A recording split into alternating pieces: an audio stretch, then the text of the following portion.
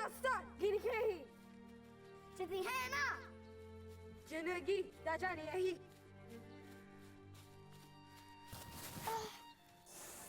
Jenegi.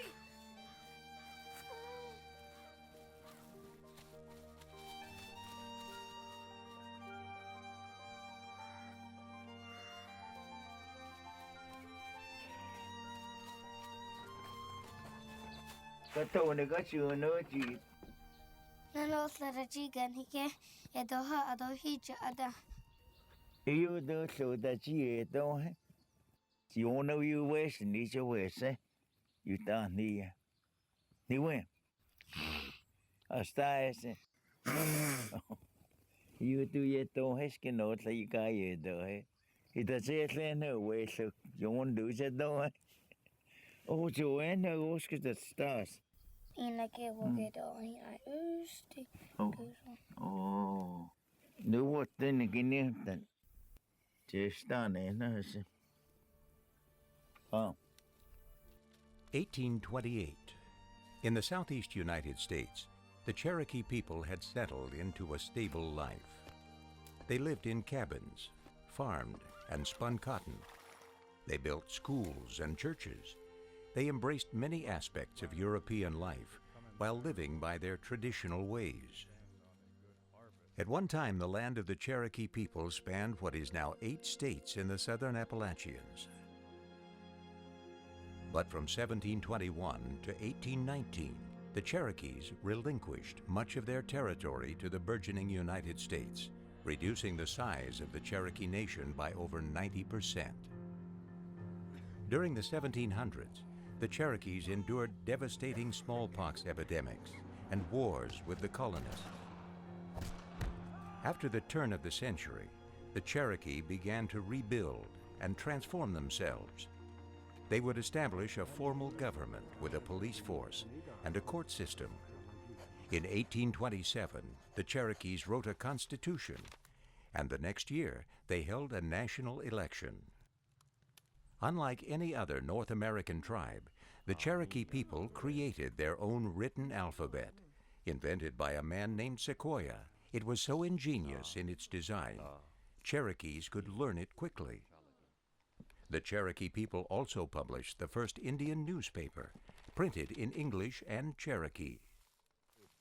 The Cherokees lived prosperous and productive lives. But their neighbors in Georgia craved more land for their expanding population. They viewed the Cherokee Nation, its government and people, as a direct threat. Georgia did not have the legal right to move the Cherokees themselves, but that would change in 1828 with the election of Andrew Jackson as President of the United States. Regarding the Cherokees, he said, "Established in the midst of a superior race, they must disappear." Months after Jackson was elected, the Georgia legislature passed a series of laws taking away the civil rights of Cherokees within their borders. Cherokees could not testify in court. They could not meet in council. Their government was deemed illegal. The editor of the Cherokee newspaper, Elias Boudinot, expressed their outrage. "Here is the secret, full license to our oppressors, and every avenue of justice closed to us. Yes, this is the bitter cup prepared for us." The Cherokee people had little time to react before another troubling incident occurred. Gold had been discovered on Cherokee land.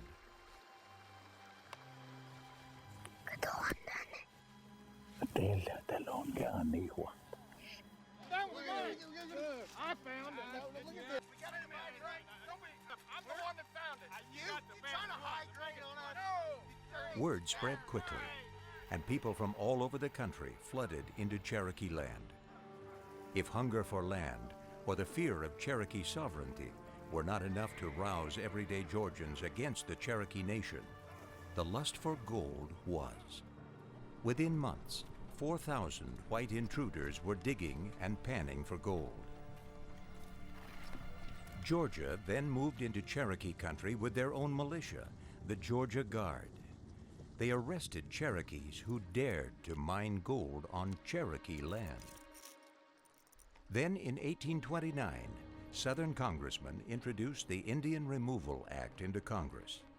The bill called for the removal of all 5 Southern tribes, the Cherokees, the Choctaws, the Creeks, the Chickasaws, and the Seminoles, to territories west of the Mississippi. Citizen groups from all over the United States sent hundreds of petitions to Congress, condemning the bill as immoral and destructive. Kadong, To jest anielski dari uci. kakski na niwe. Ikada ani chucha anielski dorke katinana dahi andiha. Ah, tiskin gundu kay chili, hiskesni, taskin gundu. In May of 1830, the Indian Removal Act passed in the House by only 5 votes. Days later, President Jackson signed it into law. The bill stated that the United States would not violate any prior treaty of any tribe. Chief John Ross and Cherokee leaders took steps to uphold their guaranteed rights. The Cherokee would now fight removal by taking their case to the Supreme Court of the United States. It was a landmark case that was to define Indian sovereignty for centuries to come. Worcester versus the state of Georgia. In March of 1832, Chief Justice John Marshall delivered the majority opinion. The Cherokee Nation is a distinct community, occupying its own territories with boundaries accurately described, in which the laws of Georgia can have no force.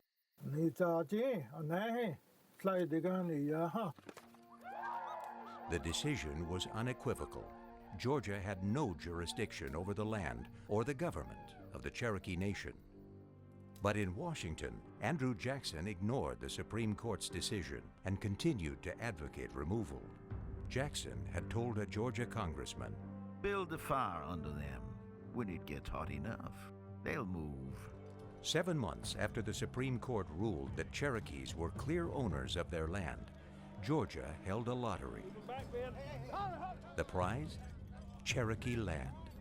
Thousands signed up. In Cherokee country, lucky lottery winners were soon collecting their winnings and moving Cherokees out of their homes. If Cherokees did not go voluntarily, the Georgia militia used force. You Indians, get out of here! Get out of here! Get out of here! Get out of here! Get out of Many here! Cherokee families found themselves homeless in their own country. Eager to move the Cherokees out, Georgia citizens intensified their harassment. Cherokee leaders sent a letter to the federal government pleading for protection. The lowest classes of white people are flogging the Cherokees with cowhides, hickories, and clubs. We are not safe in our house. Cherokees faced a crisis that pushed them to a breaking point. Some Cherokee leaders saw their nation crumbling under the oppressive laws of Georgia, and in a desperate effort to get the best deal possible, negotiated a removal treaty. At New Echota in December of 1835, this small group of Cherokees signed a treaty. In their eyes, they did it to save their nation, but with 90% of Cherokees strongly opposed to removal, they did it in violation of Cherokee Nation law. When the New Echota Treaty was sent to the Senate for ratification, the Cherokee people took action. A petition was signed by almost 90% of the Cherokee people. Hundreds of pages were sewn together.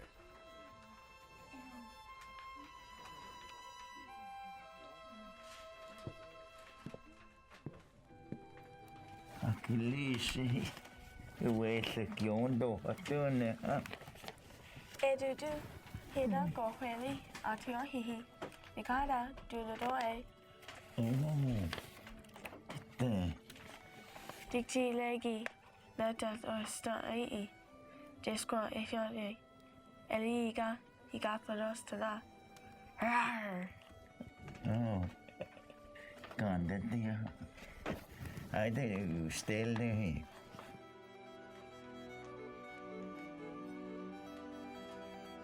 The petition was taken to Congress by Cherokee Chief John Ross. 那个会是得到会历史个，那个伊罗斯达斯，这个大意思。Bedoel ha? Dat wat dat se uitskede gelonas. Dego welan dega doing. The Cherokee Nation had won their case in the Supreme Court. They had shown the federal government that the majority of their people did not want to move. But it was not enough. The Senate ratified the new Echota Treaty. Now the Cherokees would be forced to leave. 2 years later, in May of 1838, 6,000 federal and state militia troops entered Cherokee country.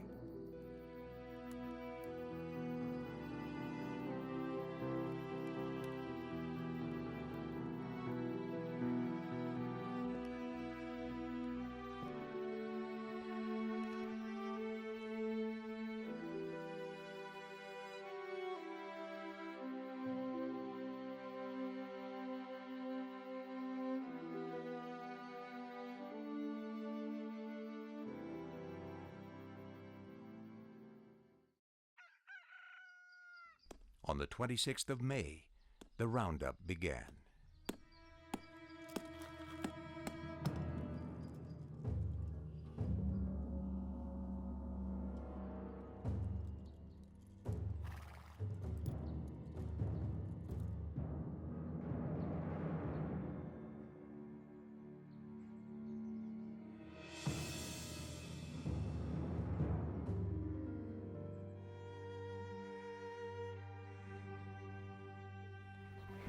Yes, ocean do gastan. Hello, also ocean do gastan. Yes. Soldiers captured men, women, and children and marched them from their homes. Cherokees were held at nearby forts and then forced into large prison camps near river docks. Within weeks, 16,000 Cherokees had been taken captive.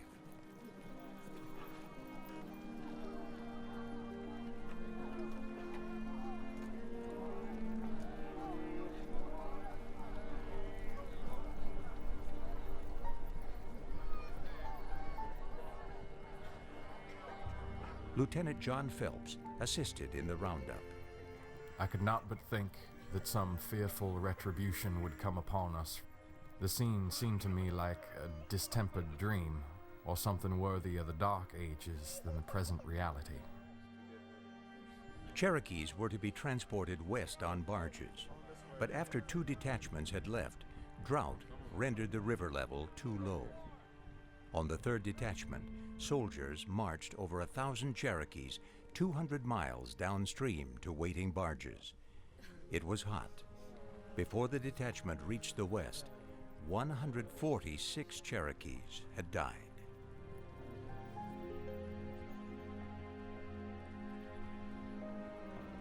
At the prison camps, the heat and the drought postponed the march. At Fort Cass and Ross's Landing in Tennessee, the camps grew to hold as many as 4,000 Cherokees each. Cherokees had no access to their medicine or traditional food. Diseases broke out. The Cherokee missionary, Daniel Buttrick, visited the camps and offered assistance. Half the infants, 6 months or a year, and all the aged over 60 had been killed directly, and 1/4 of the remainder. There seems to be no place, nor means, nor time for the recovery of any who are now sick.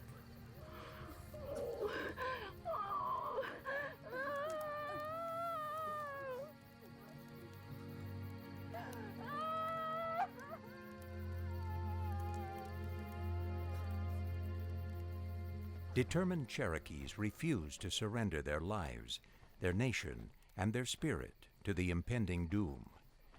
At the Fort Cass prison camp, the Cherokee Council met. They passed a resolution affirming their nation.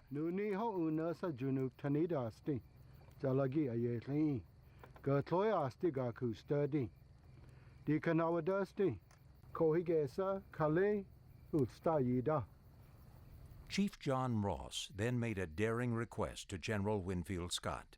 He asked that the Cherokees be allowed to manage their own removal. Scott agreed. In late summer, the first of 13 detachments departed the prison camps under the management of the Cherokee Nation. The last detachment left in December. Wagons carried the sick and elderly. The weather turned bitter cold. It was to be the harshest winter in years.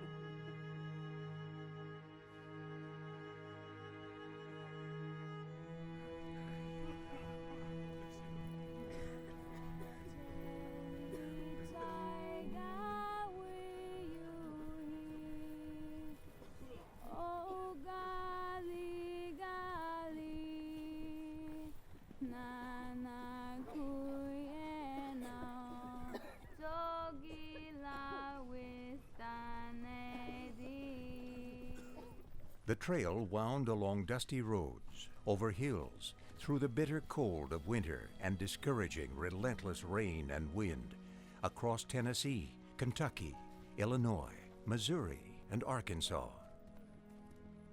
In March of 1839, the last detachment arrived in the new territory.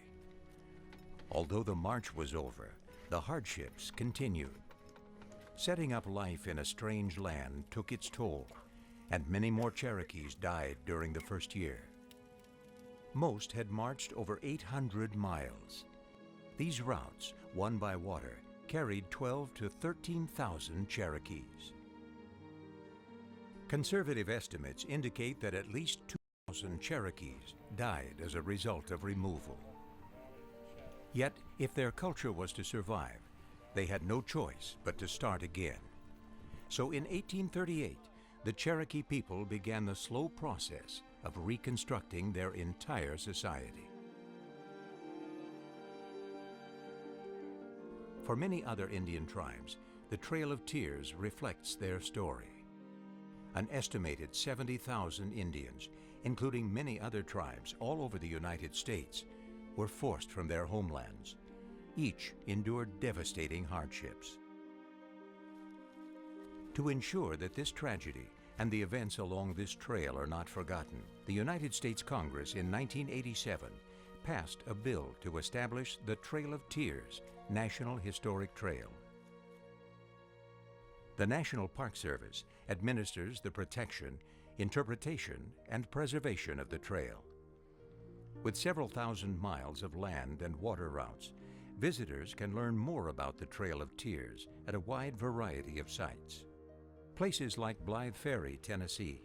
From August to November 1838, more than 9,000 Cherokees and Creeks paid to cross the Tennessee River on a small ferry here. Village Creek, Arkansas, where thousands of weary feet cut a deep trail through the earth. Pea Ridge, Arkansas, near the end of a long and devastating journey, exhausted Cherokees gathered strength to cover the final miles. These are just a few sites that have been protected as a reminder of the grim realities of the Trail of Tears. Over the years, the Cherokee Nation and its people have rebuilt and transformed. Today, they are one of the largest Indian populations in the United States. The Cherokee Nation has regained many of its sovereign rights and is one of the largest employers in eastern Oklahoma. Throughout it all, Cherokees have remained connected to their traditional values. Here, one will not hear the anguished voice of a forgotten and broken people. Instead, one might hear the pride of a people who faced overwhelming adversity and persevered. In the mountains of North Carolina is the eastern band of Cherokee Indians, comprised in part of descendants of those Cherokees who escaped the roundup and hid in the mountains. Today, as with their western relatives, they have flourished while retaining their culture. The story of the Trail of Tears reveals one of the darkest chapters of American history. It uncovers events of devastating oppression, injustice, and cruelty. But this story also brings to light acts of humanity and courage. It reveals an enduring spirit of people that transcends race. And today, if we explore this story and keep it alive, it will not only serve as a stern caution, it may also inspire.